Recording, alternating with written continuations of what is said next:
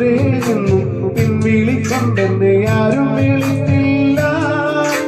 കാണാൻ കാവലിൽ മൂലിഴാരും തുടച്ചില്ല. ചന്ദന പൊഞ്ചിതയിൽ എന്റെ അച്ഛനെയും മച്ചകത്താരും തേങ്ങി പറക്കുന്നത് അമ്പലപ്രാവുകളോ അമ്പലപ്രാവുകളോ.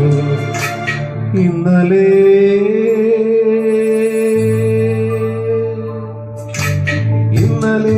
എന്റെ നെഞ്ചിലെ കുഞ്ഞു മൺവിളക്കൂതിയില്ലേ, കാറ്റൻ മൺവിളക്കൂതിയില്ലേ.